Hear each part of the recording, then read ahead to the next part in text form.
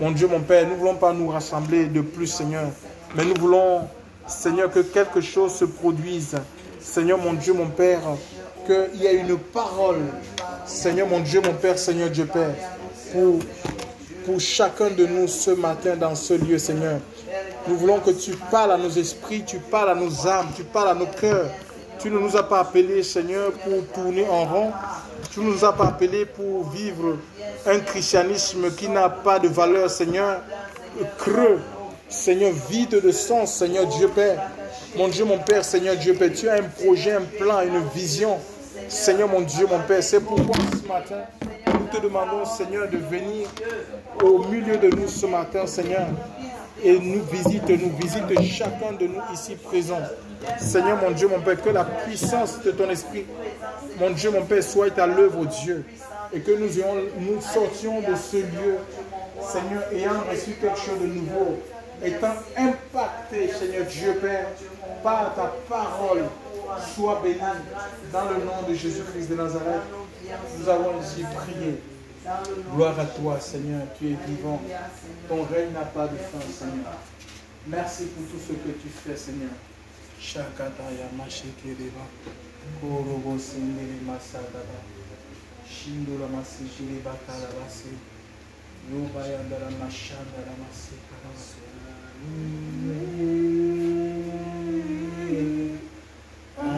Alléluia, sois loué.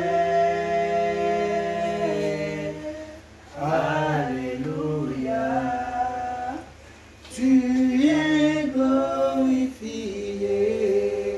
Jésus à jamais. Tu es glorifié, Jésus à jamais. Sois loué, Yahweh, sois loué.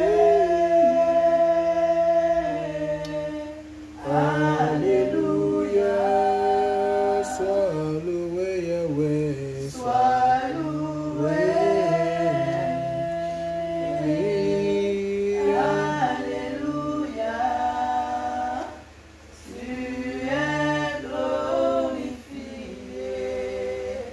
Jésus à jamais. Tu es glorifié, Jésus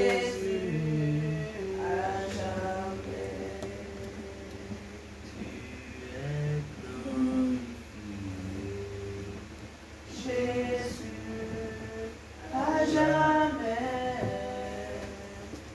Tu es glorifié, Jésus à jamais. Tu es glorifié, Jésus à jamais. Tu es glorifié, Jésus à jamais. Tu es glorifié, Jésus à jamais. Alléluia, Seigneur. Ta grâce. Donc, on va ouvrir la Bible dans le livre de 1 Samuel. 1 Samuel chapitre 4. 1 Samuel chapitre 4, le verset 1 à 11. Ça, tu peux lire avec moi, s'il te plaît.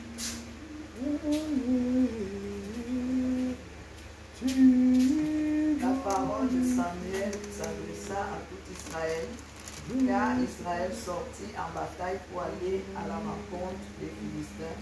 Ils campèrent près d'Ébénézer et les Philistins campèrent à Éphek. Les Philistins se rangèrent en bataille contre Israël et le combat s'engagea.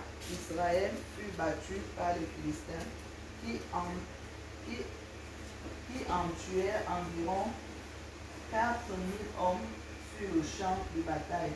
Quand le peuple rentra au camp, les anciens d'Israël dirent: pourquoi Yahweh nous a-t-il battus jusqu'aujourd'hui par les Philistins?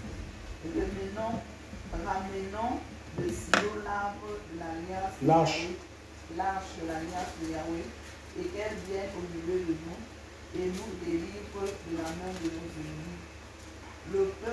envoya donc à Silo, d'où l'on apporta l'arche de l'alliance de Yahweh des armées qui habite entre les chérubins.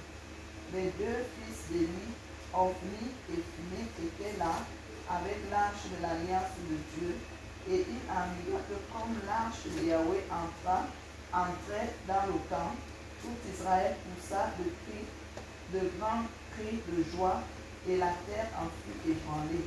Les Philistins entendirent le bruit de ces cris de joie, et ils dirent: que veut dire ce bruit, et que signifient ces grands cris de joie dans le camp de ces Hébreux? Et il apprit que l'arche de Yahweh était arrivée dans le camp. Les Philistins eurent peur, car ils disaient: Dieu est entré dans le camp. Et ils dirent: malheur à nous, car il n'en a pas été ainsi auparavant. Malheur à nous, il nous délivrera de la main de ces dieux puissants. C'est le Dieu qui a frappé les Égyptiens de toutes sortes de plaies dans le désert.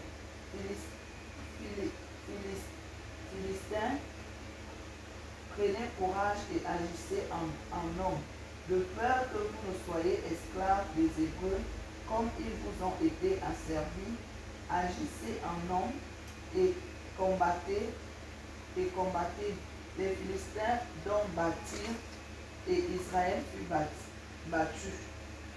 Et chacun s'enfuit dans sa tente. La défaite fut très grande. 30 000 hommes de pied d'Israël périrent. L'arche de Dieu fut prise, et les deux fils d'Élie, Ophni et Phiné, moururent. Un homme de Benjamin s'enfuit de la bataille et arriva à Silo ce même jour, ayant ses vêtements déchirés et la tête recouverte de terre. Et comme il arrivait, voici Élie était assis sur un siège au bord du chemin, étant attentif, car son cœur tremblait à cause de l'arche de Dieu. Cet homme entra donc dans la ville et donna les nouvelles, et toute la ville se mit à crier. Élie, entendant les cris, dit: que veut dire ce grand tumulte? Et aussi cet homme vint à Élie et lui raconta tout. Or, Élie était âgé de 98 ans, ses yeux étaient fixes, il ne pouvait plus voir. L'homme dit à Élie: je viens de la bataille, car je me suis enfui aujourd'hui de la bataille. Et Élie dit: qu'est-il arrivé, mon fils? Celui qui apportait les nouvelles répondit: Israël a fui devant les Philistins, et il y a eu une grande défaite du peuple. Les deux fils Ophni et Phiné sont morts, et l'arche de Dieu a été prise. Et il arriva aussitôt qu'il eut fait mention de l'arche de Dieu, Élie tomba à la renverse de dessus son siège, à côté de la porte, se rompit le cou et mourut, car cet homme était vieux et pesant.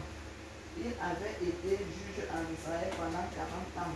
Sa belle-fille, femme de Phiné, était enceinte et sur le point d'accoucher lorsqu'elle apprit la nouvelle de la prise de l'arche de Dieu, de la mort de son beau-père et de son mari.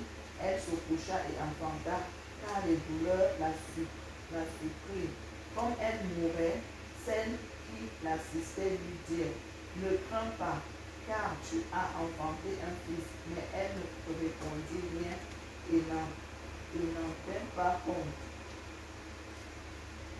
Mais elle appela l'enfant Kabod en disant: la gloire s'est en allée d'Israël, parce que l'arche de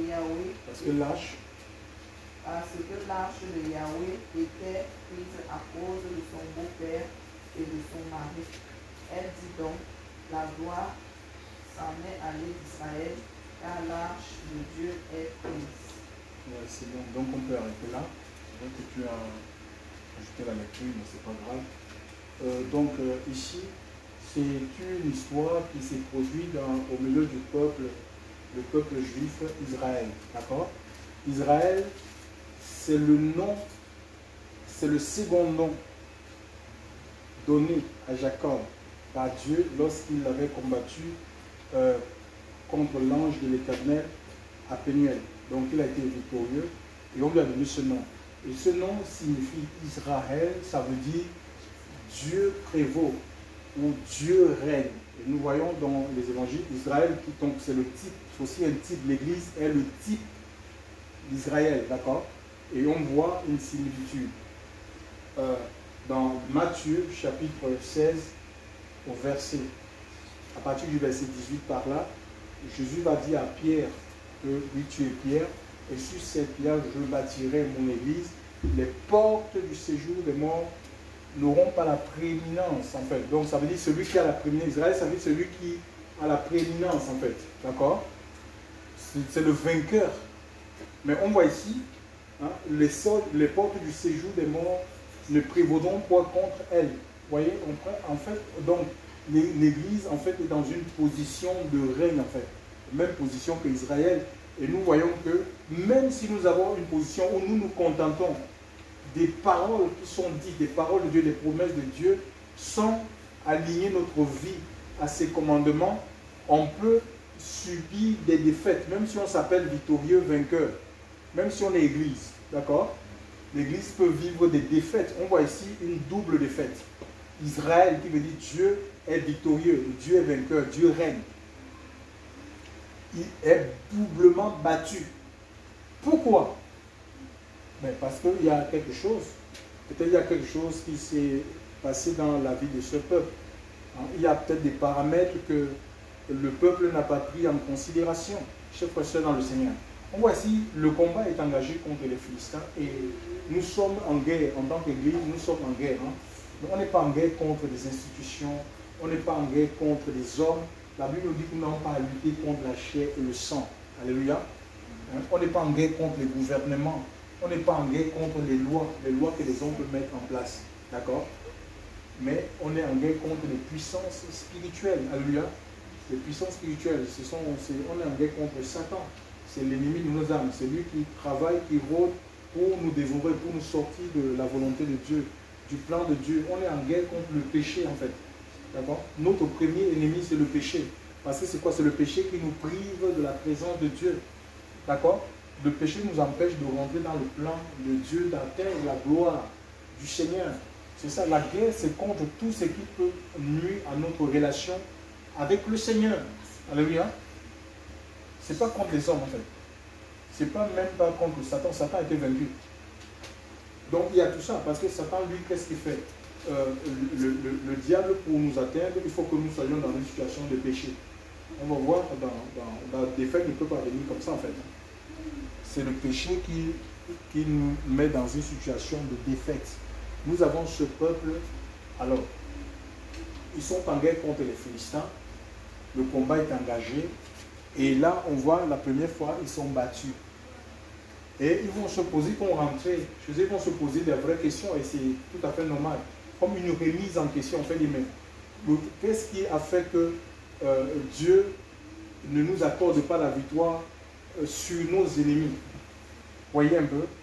Qu'est-ce qu'ils vont faire? Au lieu d'attendre, ils n'ont pas attendu que Dieu leur révèle le pourquoi de la défaite. Je ne sais pas si vous avez bien lu comme moi. D'accord? Je vais reprendre un peu la lecture sur ce passage. Il est dit ici, et le peuple rentra dans le camp, et les anciens d'Israël dirent, pourquoi l'Éternel nous a-t-il battus aujourd'hui devant les Philistins? Alors, il pose la question. C'est comme si on peut être en prière en fait, hein, on cherche des réponses. On est en prière, on cherche des réponses. Seigneur, pourquoi ça dans ma vie? Pourquoi je suis seul? Pourquoi je n'ai pas de mari? Pourquoi je n'ai pas de travail?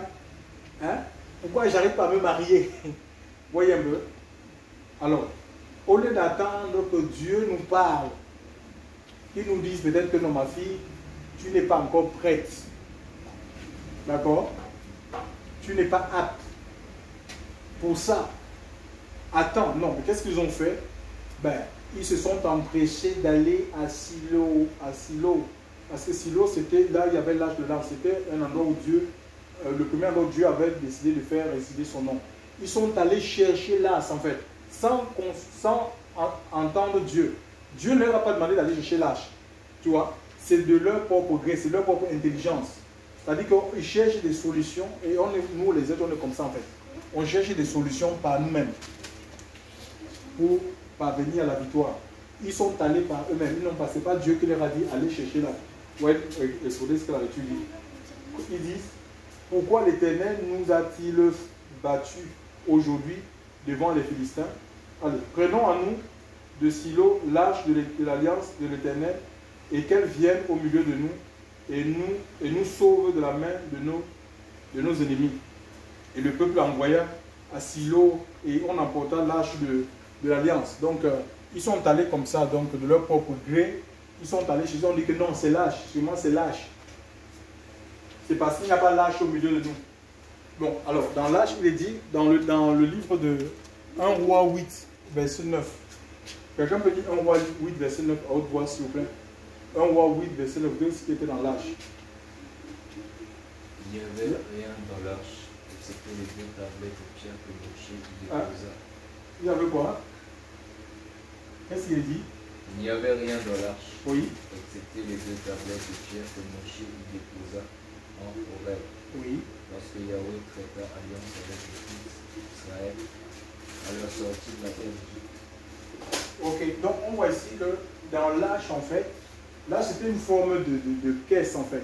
D'accord, hein? Et dans cette arche-là, il y avait les deux tables de pierre dont l'arche contenait à l'intérieur les deux tables de pierre donc, qui avaient les 10 paroles gravées, les 10 paroles écrites du doigt de Dieu sur le mont Sinaï, remis par l'ange à Moïse quand ils sont sortis, quand il les a sortis de l'Égypte, parce que Israël là était en Égypte, ils étaient sous la domination de Pharaon, alléluia, et l'image de Satan. Nous étions dans le monde dominé par le péché, par la masturbation, par le vol, par toutes sortes d'impuretés, de souillures, d'escroqueries, de malhonnêteté, de méchanceté. Le Seigneur nous a, donc dans l'idolâtrie, la voyance, les marabouts, chers frères et sœurs dans le Seigneur. Et le Seigneur, Dieu, par sa même puissance, il a utilisé Moïse, tout comme et Moïse est un type de Christ. Donc, tout comme il a utilisé Christ, il est venu à la personne de Christ pour nous délivrer, car Dieu a tant aimé le monde de l'Écriture qu'il a donné ce qu'il avait de plus cher, c'est-à-dire son Fils unique, mourir sur le bois de la croix. Chers frères et sœurs, alléluia. Et nous avons répondu à l'appel de Dieu. Il y a eu ce mystère-là, le mystère de la nouvelle naissance. Tous les gens qui ont été au contact du Seigneur à travers sa parole, chers frères et sœurs, ils ont vécu une transformation en fait. Donc Dieu les a régénérés en fait. Tu vois, non? Donc la nouvelle naissance. Mais la nouvelle naissance, ce n'est pas l'aboutissement d'une vie. C'est on commence avec le Seigneur. Ça nous permet de voir le royaume, alléluia, d'expérimenter la vie du royaume des cieux, alléluia. Donc maintenant, il faut y marcher. Le problème avec les chrétiens, c'est qu'ils ne veulent pas. C'est un problème de marche. La marche chrétienne. Et c'est pourquoi Dieu les a donnés. Donc il a donné à Moïse les 10 commandements. D'accord? Donc, par exemple, comme on peut dire que l'arche, c'est l'image de ce recueil-là. La Bible, c'est un recueil de 66 livres appelés paroles de Dieu.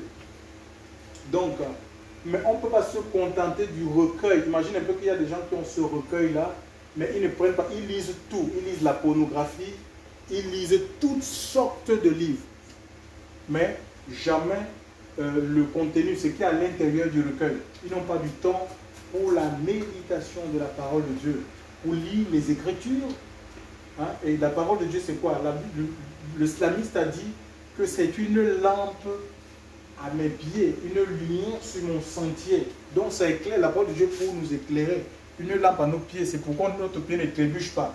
On peut voir une pierre, on peut voir des épines quand on marche, parce que notre chemin est éclairé. On peut voir des trous, d'accord? On peut voir des trous et on les esquive. C'est la parole de Dieu qui nous permet. Et le monde est plein d'embûches, il y a des embûches. Le monde est plein d'embûches, chers frères et sœurs. Même dans les assemblées, l'ivraie et le blé s'est mélangé. D'accord? Donc tout est mélangé, tout est emmêlé. Donc on a besoin, chacun a besoin de cultiver cette intimité à travers la parole de Dieu pour ne pas tomber dans les pièges. Même les gens au milieu de vous, ils peuvent vous donner des conseils qui semblent être des conseils de Dieu, mais qui sont inspirés par le diable. Donc c'est chacun pour sa propre vie, chers frères et sœurs dans le Seigneur. Donc chacun doit cultiver son intimité. Et ce qui nous permet de cultiver l'intimité avec le Seigneur, c'est sa parole. Je sais ma parole dans ton cœur afin de ne pas pécher contre toi, nous dit David. Alors ils ont pris l'âge pensant que c'était la solution. Mais le problème, ce n'est pas le recueil, la Bible en soi, mais c'est la parole, c'est le contenu, c'est ce qui est à l'intérieur. Si on applique ce qui est à l'intérieur à nos cœurs, si on s'attache à ce qui est à l'intérieur de l'âge, c'est ce qui va nous garantir la victoire. D'accord?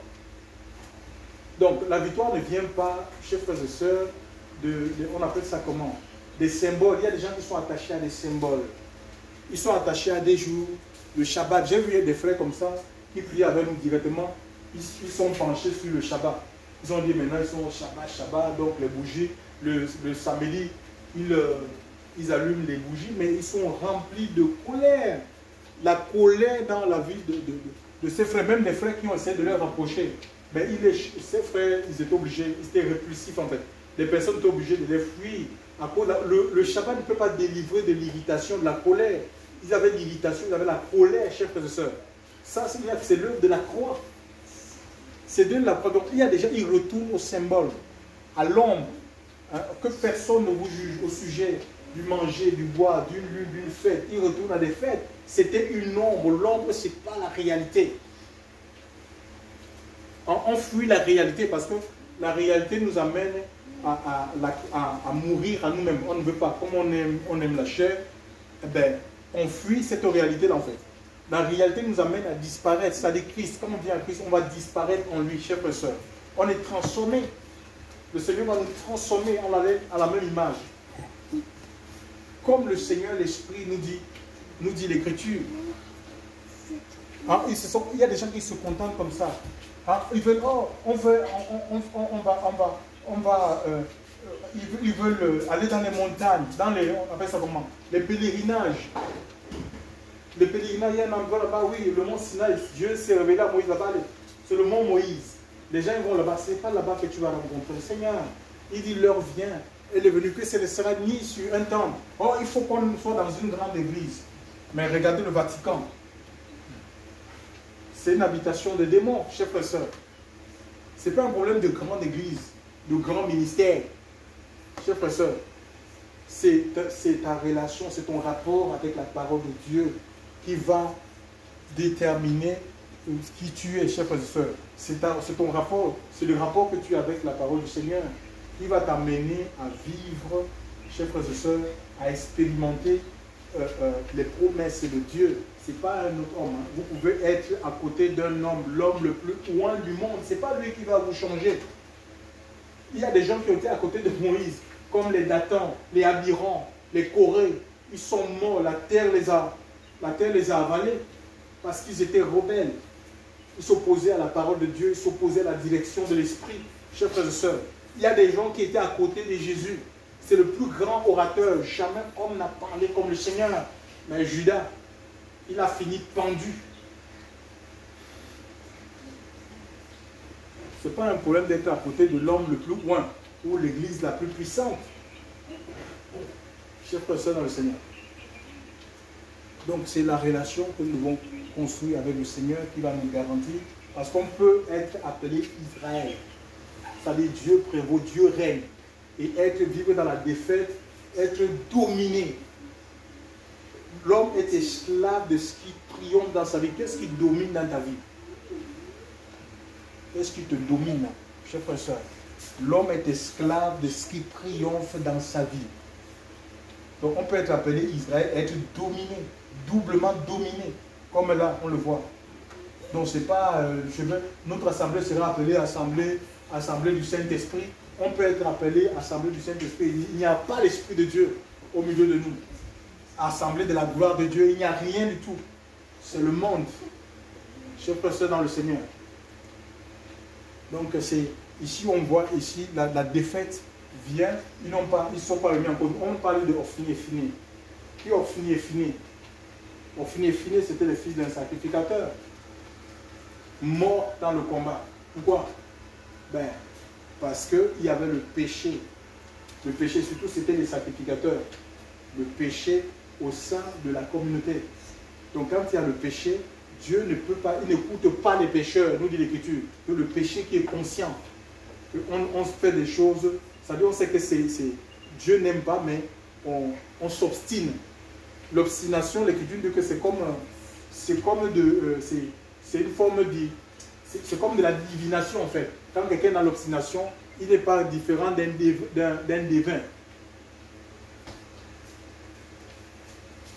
On s'obstine, on ne fait qu'à sa tête. Oui. Après, on est étonné que ça ne marche pas. Quand on ne fait qu'à sa tête, on n'est peut-être pas responsable de la tête qu'on a, mais on devient responsable de la tête qu'on fait.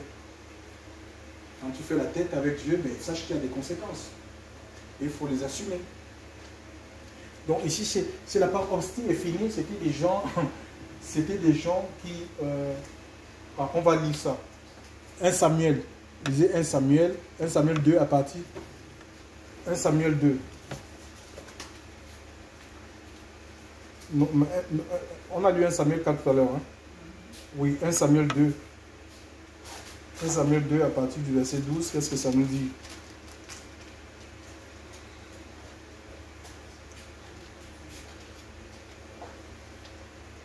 Oui, 1 Samuel 2.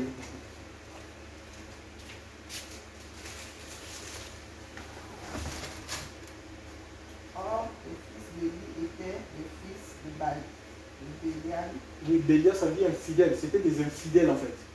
D'accord? Ils n'étaient pas fidèles en fait. Infidèle, c'est quelqu'un qui n'est pas loyal en fait, vis-à-vis de Dieu. Nous sommes appelés l'assemblée des fidèles. On est appelé à être loyal vis-à-vis du Seigneur, vis-à-vis de sa parole. Parce qu'on ne peut pas se réclamer du Seigneur, appeler Seigneur, Seigneur, Seigneur, et faire le contraire. Seigneur, ça veut dire maître en fait.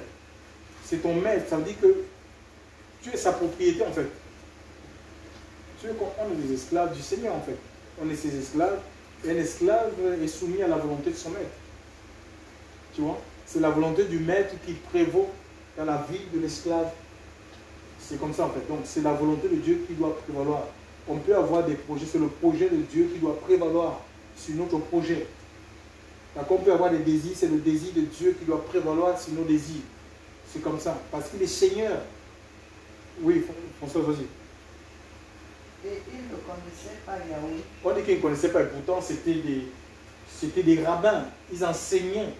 Donc le tout n'est pas d'enseigner, on peut connaître les Écritures et ne pas connaître Dieu. C'est-à-dire connaître Yada, c'est l'intimité en fait. Avoir une intimité avec Dieu, c'est-à-dire qu'ils n'avaient pas d'intimité avec Dieu. Connaître là, ça veut dire que ces gens-là, ils enseignaient, ils avaient la connaissance théologique, l'ivresse intellectuelle des choses de Dieu. On peut apprendre la Bible, il y a des facultés, hein. Il y a des facultés, il y a des académies. Même les pentecôtistes, il y a des universités, même pentecôtistes aujourd'hui, où on peut même être un païen et aller apprendre la Bible. D'accord? On n'a pas besoin d'être né de nouveau pour apprendre la Bible. Hein. On peut apprendre la Bible tout comme on apprend l'histoire de la France. C'est comme ça. Et il enseignait après. Oui. Et ils ne connaissaient pas Yahweh. Et voici la coutume de ces prêtres envers le peuple. Coutume, c'est habitude en fait. Une coutume, c'est une façon de faire. C'est comme une tradition. Regardez ce qu'ils étaient en train de faire. Ils vivaient comme ça. C'était comme un mode de vie. C'était leur mode de vie en fait. Ils avaient adopté un mode de vie. Lorsque quelqu'un faisait quelques sacrifices, le serviteur du prêtre venait lorsqu'on faisait bouillir la chair, ayant à la main une fourchette à 3 dents, avec laquelle il piquait dans la chaudière, dans le chaudron, dans la marmite, dans le pot, et le prêtre prenait pour lui tout ce que la fourchette enlevait. C'est ainsi qu'il agissait envers tous ceux d'Israël qui venaient à Silo. Même avant qu'on fasse brûler la graisse, le serviteur du prêtre venait et disait à l'homme qui sacrifiait, « Donne-moi de la chair à rôtir pour le prêtre, car il ne prendra pas de toi de chair bouillie, mais de la chair crue. » Et si l'homme lui répondait, « On va d'abord faire brûler la graisse, Et après cela, tu prendras ce que ton âme souhaitera. Alors le serviteur lui disait, quoi qu'il en est, soit tu en donneras maintenant, sinon j'en prendrai de force. Et le péché de ces jeunes hommes fut très grand devant Yahweh, car les hommes méprisaient l'offrande de Yahweh. Vous voyez ici, on a des gens qui méprisaient des offrandes en fait. Donc ils suivaient la force, l'extorsion, et on le voit aujourd'hui dans nos églises. Donc où les gens ne donnent plus librement. On les impose les sommes d'argent, on les impose des offrandes, on les impose de faire des choses. Donc il n'y a plus la liberté de l'esprit. Et même quand le peuple apportait, les offrandes étaient méprisées. Donc il y avait comme une forme d'ingratitude.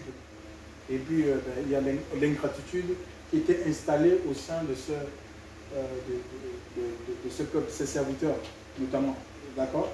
Ça peut nous concerner aujourd'hui. Donc, et combien sont ingrats même vis-à-vis de Dieu, des choses, des bienfaits de Dieu. Dans nos propres vies, on peut être ingrat. Dieu fait des choses, il ouvre les portes, mais on a du mal à redonner, n'est-ce que la loi, n'est-ce que le témoignage, surtout en ce qui concerne l'argent. Il y a beaucoup de chrétiens, quand Dieu ouvre même les portes de l'argent, ils n'osent pas témoigner parce qu'ils se disent que mais s'ils témoignent, toute l'assemblée va être au courant qu'ils ont l'argent. Et surtout, ils n'ont même pas envie de faire même un don pour soutenir l'œuvre de Dieu. Donc, il faut faire un effort en parler. Et Dieu voit toutes ces choses. C'est pourquoi parfois les gens ils ont l'argent et puis ça s'envole comme ça, comme la fumée en fait.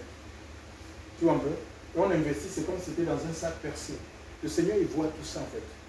Il connaît tout ça. Donc, c'était l'attitude de ce peuple. Donc, il méprisait, il prenait de force. Et on le voit. Ce n'est même pas seulement ça. Parce que si on va plus loin, c'est des gens qui couchaient avec les femmes dans l'assemblée. Donc, il y avait le désordre, le libertinage, le désordre sexuel dans l'assemblée. Ils couchaient avec des femmes. Des femmes qui venaient chercher le Seigneur, qui venaient chercher la volonté de Dieu. Et ils couchaient avec ces femmes-là, en fait. Donc, aujourd'hui, même dans nos églises, chacun a son copain, chacun a sa copine.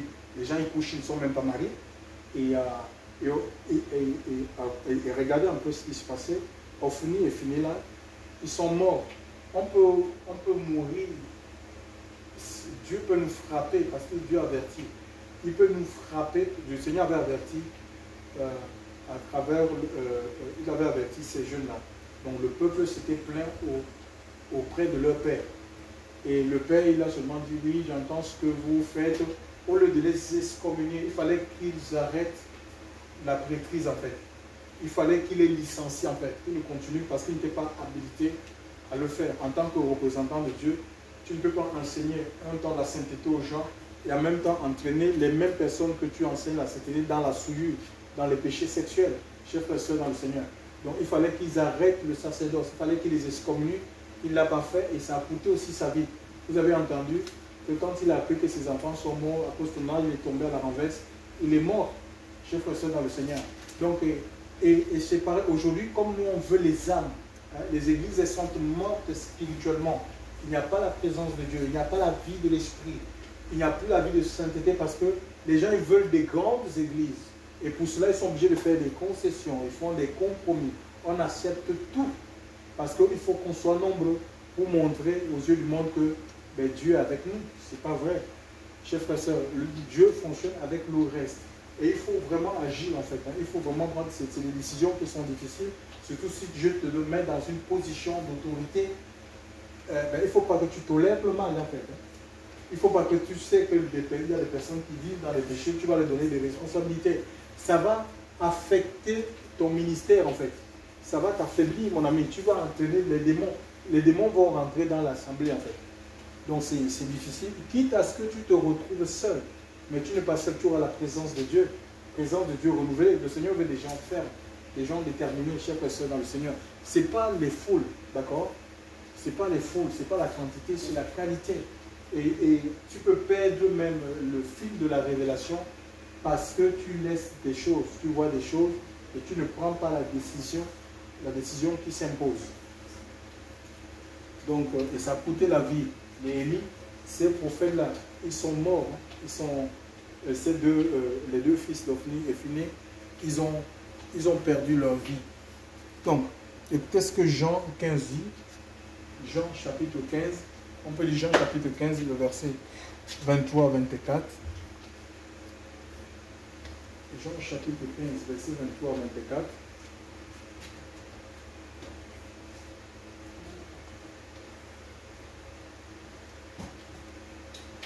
Celui qui me hait est aussi mon Père.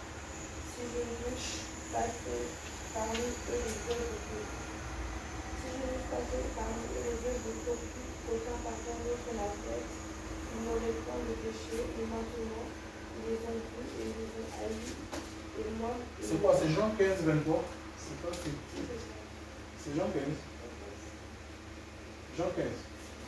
23, 24, c'est Jean. Celui qui me hait est aussi mon Père. Jean 15, 20. Jean 15.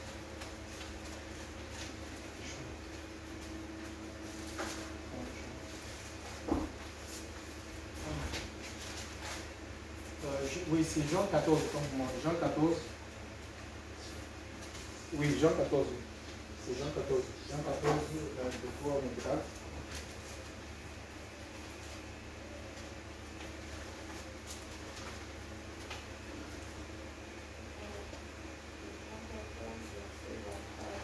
Oui.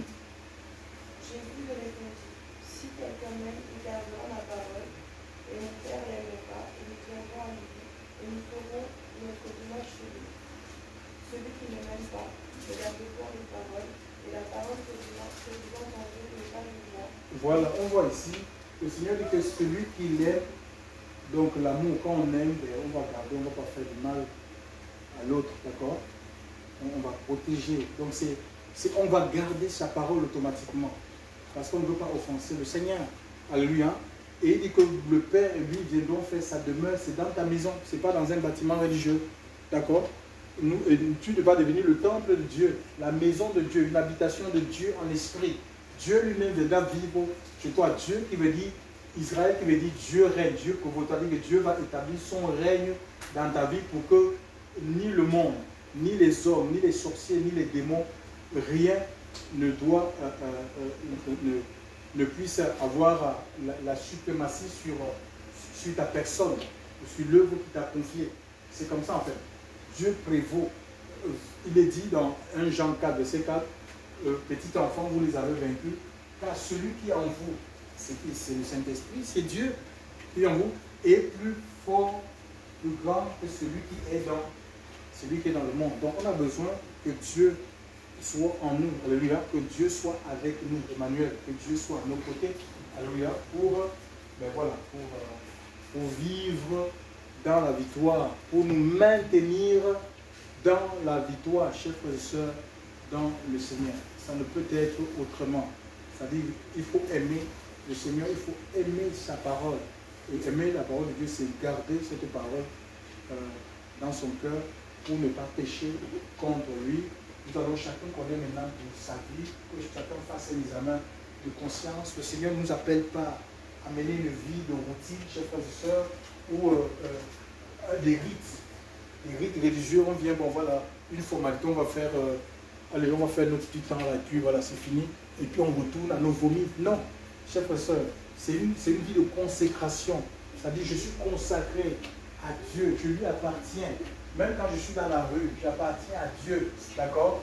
Je suis dans mon lieu de travail, j'appartiens à des choses que je peux pas faire, même si les collègues, ils les font.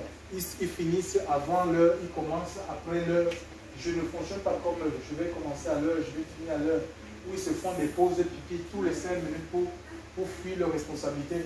Je ne fais pas comme eux, chers frères et sœurs, dans le Seigneur, alléluia, parce que je suis un témoin, alléluia, et les gens me regardent, le monde me regarde. Le monde me regarde, je suis un témoin, je témoigne Dieu par ma vie, par ma façon de vivre, chers frères et sœurs, ma façon d'être. Et c'est au quotidien, chers frères et sœurs, dans le Seigneur, et la force nous vient de lui. Il faut être attaché au Seigneur, parce que si Dieu vient en nous, nous aurons la force de manifester les œuvres de Dieu là où il nous a placés. Nous prions le Seigneur. Père éternel Dieu, nous voulons te rendre grâce, Seigneur. Merci encore Ta parole, c'est la vérité, Seigneur Dieu Père. Et ce matin, tu parles à nos cœurs, Seigneur. Sors-nous de tout ce qui est religion, Seigneur. Sors-nous, Seigneur, de la religiosité, Seigneur. Sors nos vies, Seigneur Dieu Père, des considérations d'hommes. Nous voulons t'appartenir, nous voulons te servir, nous voulons être à tes pieds. Mon Dieu, mon Père, nous voulons que la puissance de ton esprit continue à agir dans nos cœurs, à opérer dans nos vies. Seigneur, que les œuvres de la chair soient consumées. Mon Dieu, mon Père, Seigneur Dieu Père, continue, Seigneur, à nous affecter. Nous ne pouvons être à toi, Seigneur, que si toi tu es en nous. Seigneur, dépouille-nous de la chair, dépouille-nous des œuvres, des ténèbres. Seigneur, mon Dieu, on appelle les œuvres du monde. Seigneur, mon Dieu, mon Père, que nous soyons des témoignages vivants. Mon Dieu, mon Père, que la vie coule en nous. Oh Dieu, nous sommes Israël spirituel. Seigneur, mon Dieu, mon Père, nous sommes victorieux. Nous voulons vivre dans la victoire sur le péché, sur le monde, sur les vies, sur les passions. Seigneur, mon Dieu, mon Père, nous voulons être dans les commandements. Seigneur, mon Dieu, mon Père, ce matin, Seigneur, tu brises nos vies, Seigneur Dieu. Tu nous transformes intérieurement, Seigneur Dieu. Nous ne voulons pas porter ton nom, Seigneur, sans manifester ta vie, Seigneur Dieu. Oh Dieu, agis, Seigneur Dieu, dans nos cœurs. Seigneur, merci. Merci, Seigneur. Merci, Papa. Alléluia, Ta puissance, ta présence dans ma vie, ton amour,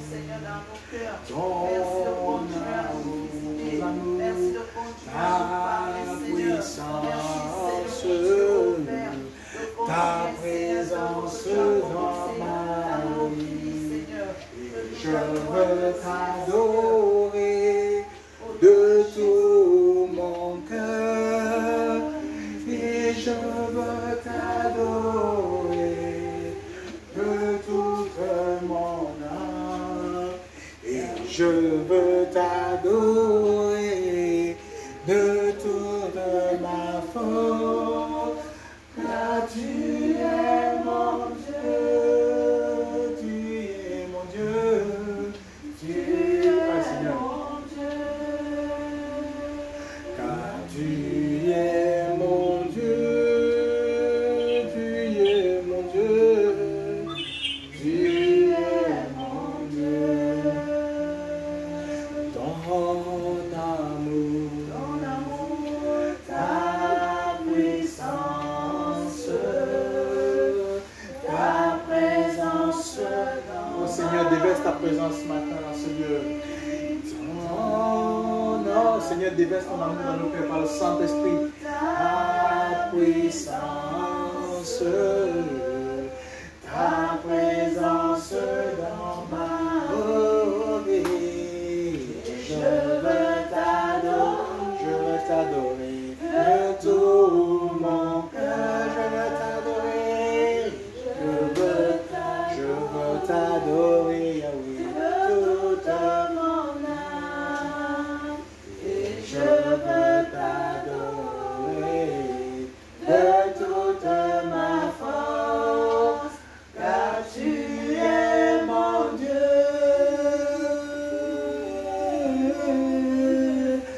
Tu es mon Dieu, car tu es mon Dieu. Oh Seigneur, tu es mon Dieu. Tu es notre Dieu, Seigneur. Nous sommes ton peuple, Seigneur, le troupeau de ton pâturage. Seigneur, le troupeau que tu conduis, Seigneur.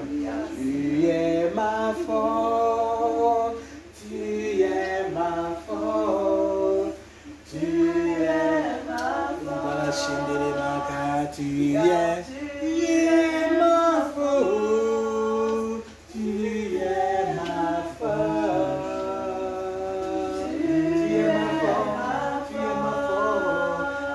Tu es ma paix, tu es ma paix, tu es ma paix, car tu es ma paix, tu es ma paix, tu es ma joie, tu es ma joie, tu es ma joie, tu es ma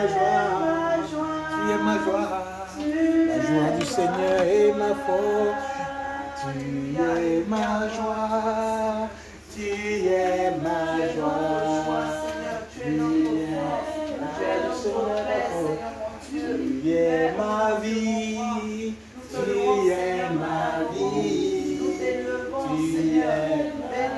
ton nom en ce matin, Père. Reçois, Seigneur, toute la gloire. Reçois la louange, Seigneur mon Dieu. Bénis, Seigneur mon Dieu, sois ton Père. Tu es ma vie, Yahweh, car tu es ma vie. Tu es ma vie. Tu es ma vie. Alléluia. Gloire à Dieu, merci Seigneur. Merci pour ce temps. Gloire à Dieu, nous sommes arrivés à la fin. Donc on est dans la liberté de l'esprit. Si quelqu'un veut faire une offrande, on se sent libre, le panier est là. Si c'est un chèque, c'est pour payer 11e. Donc il n'y a pas de pression. La Bible dit que chacun donne comme il a résolu, sans compter une tristesse, car Dieu aime ceux qui donnent avec joie. Gloire au Seigneur.